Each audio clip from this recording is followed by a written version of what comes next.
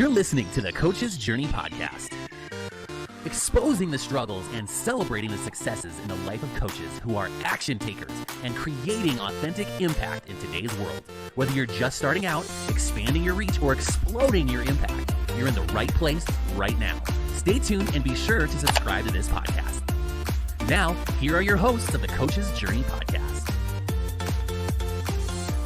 And then, by the way, the feeling part is the more important part, because a lot of people will spill out what they want if they've thought about it to some degree, but it's very automatic, it's very mental until they get reconnected with it. And we'll talk about that in the third point, because you need some coaching tools to be able to do some of those things. So the first part is helping them figure out the outcome. And then the second part of it is what's in the way. What are the challenges they're having? Yeah, some people call these the pains. Some people call them the struggles. Some people call them the challenges, the obstacles. And a lot of time, whether you know your vision or not, you may or may not still know what those are. You may be feeling them.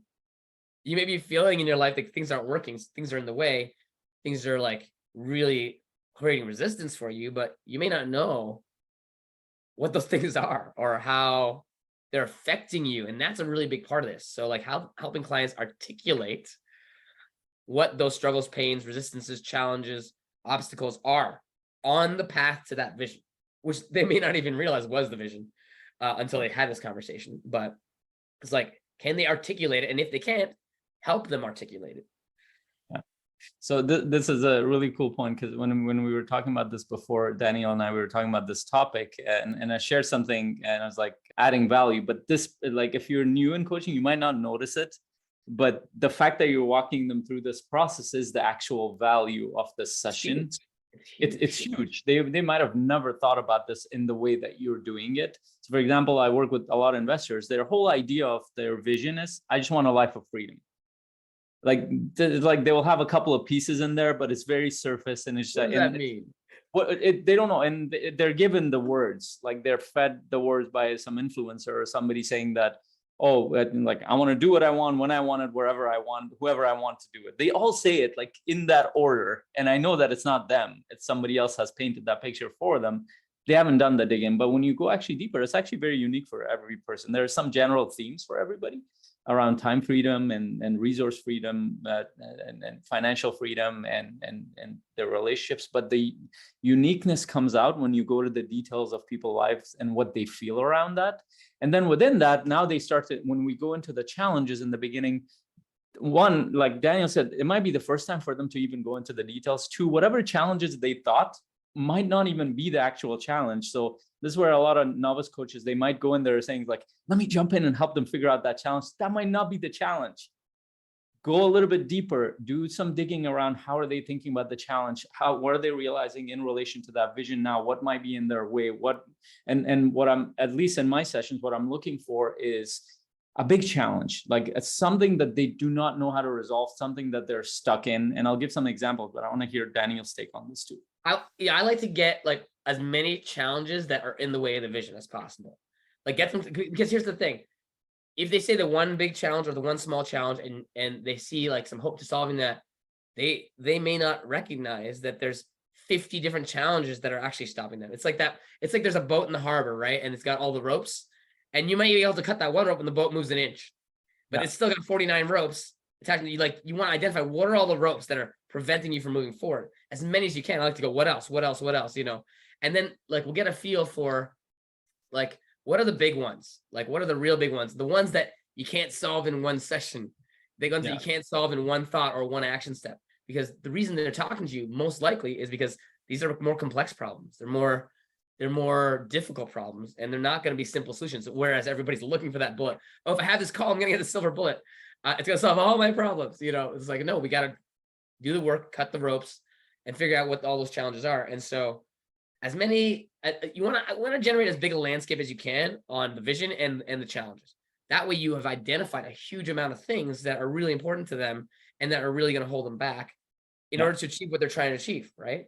And so then from there, you can find, I think I agree with you, Faisal, that you can find something big that's really like, what's the hardest one? What's the one that feels the most challenging? And like, why does that feel so challenging? Is a really good conversation to have. so you can get clarity on the obstacles that are like the highest weight in their hearts. And then why is that so hard is like, what get them to feel that too. Feeling the vision, feeling the pain of the challenge, of the struggle, those are the important pieces of getting them to really connect to what's true for them. Yeah, I love that. And Daniel clarified what I was trying to say. So the only way you're going to find out what the big challenge is if you explore all the challenges and give them the space to help you understand how long have they been dealing with this? What have they done to work through this? What have been the actual struggles in there? And what is it that they deal with in their day-to-day life? Because ultimately what's going to matter is, and I'll give you some examples around this. A few of the clients that have signed up with me for the past few years, like the big challenges show up in these forms. This might not be true for everybody, but for some. So for one client, he had done so much work. He was a professional athlete. He's an investor, a bunch of stuff he was doing. Like if you look at him, he's like an incredible high achiever and he's built an amazing external life. But then when we went into the conversation, you know what he was seeking? He literally spelled it out and I could feel his pain when he's like, you know what I want more than anything else? Because I think that's what he saw. And this is what you model as a coach as well, as like whatever you've worked on will show for clients. He might have just subconsciously seen that. And he's like, you know what I want? He's like, I want 50, and he literally put it this way, I want 15 minutes of peace in my mind. And I have a feeling that you have that. He didn't know if he checked in with me. He's like, do you?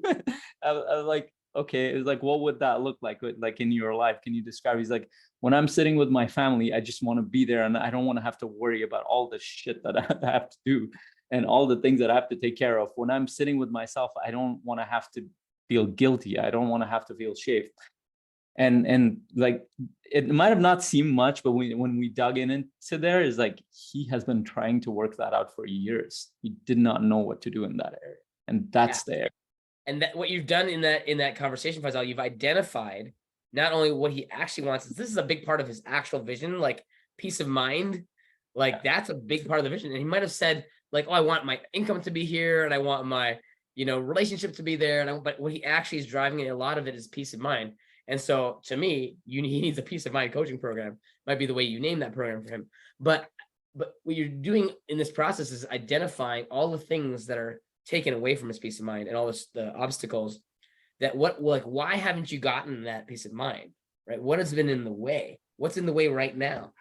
And like, how does that feel? Like, what's it doing to your relationship, your finances, all those things that he said wasn't what he wanted, right? And what's it doing to your peace of mind, right? Having them feel that. When people say like, when people really connect deeply to what they want and feel it, and people connect really to what's in the way and feel it, there's a transformation that happens. They realize like things about themselves. And that's why I love calling these sessions discovery sessions, because you're learning a lot about the client, but they're learning about themselves. Like that's the most valuable thing, is like discovering things about yourself that you couldn't see before, or that you didn't take the time to reflect enough with the right, prompts to be able to see. Right. So I love the word discovery for this process, because those first 2 points are all about discovering the client's vision and the client's struggles, basically. And for them discovering it too, most of the time. Yeah. And you're also pointing to you're also pointing to the purpose of these calls. Yes, the purpose is to serve them, support them, but actually the bigger purpose in these calls is to help them make a decision that moves them forward in the direction of what matters to them.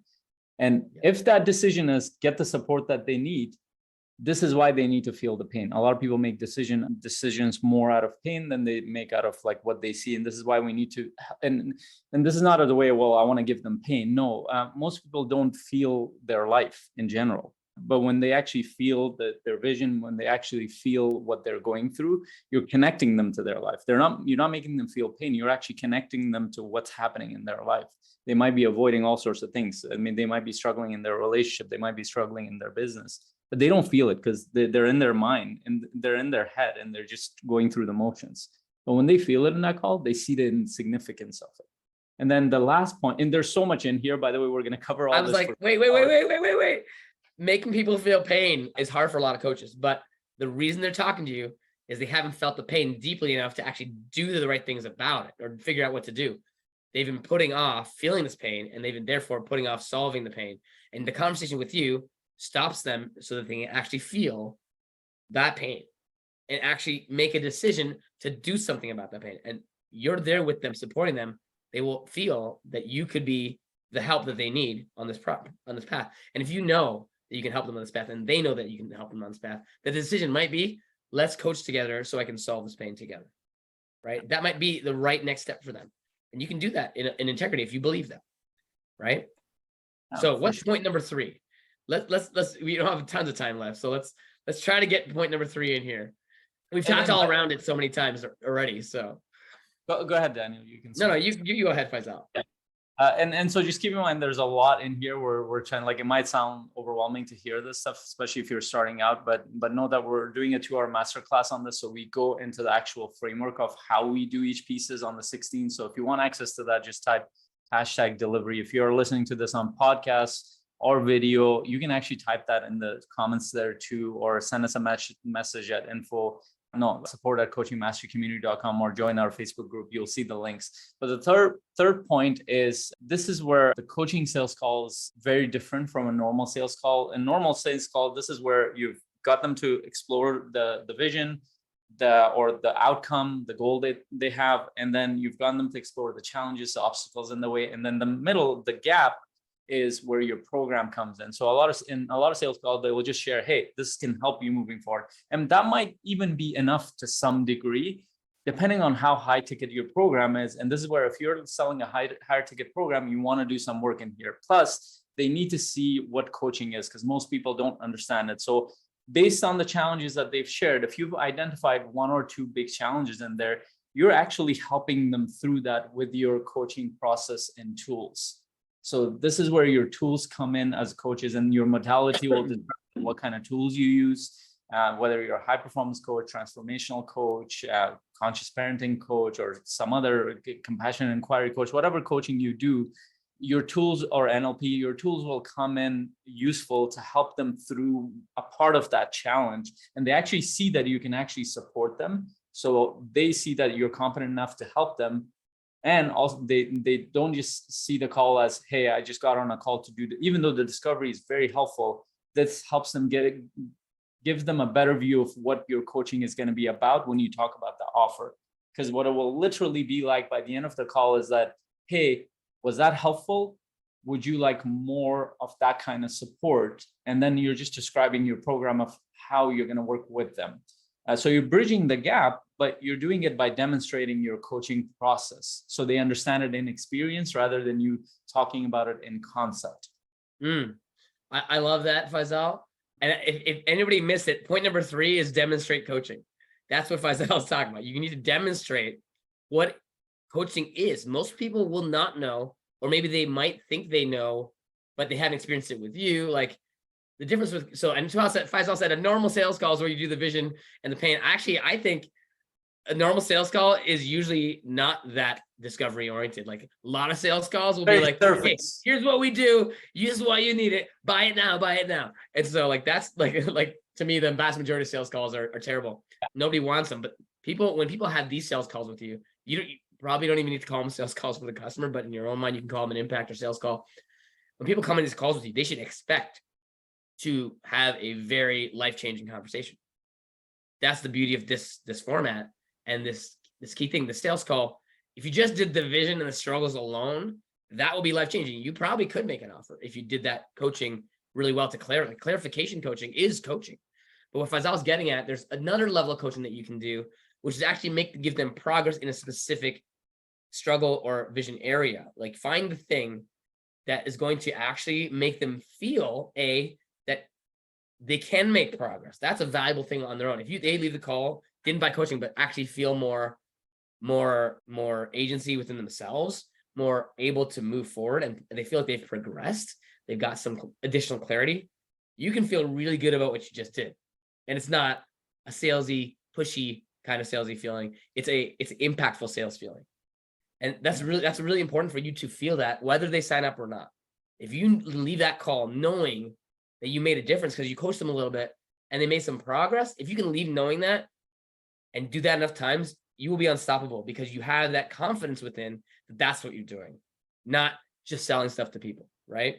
For sure, you need to eventually convert and sell people into your programs. You need to be able to have confidence that you can do that. But if you can get these sales calls down, you're going to gain that confidence so quickly that you're actually helping people. You're listening to the Coach's Journey podcast.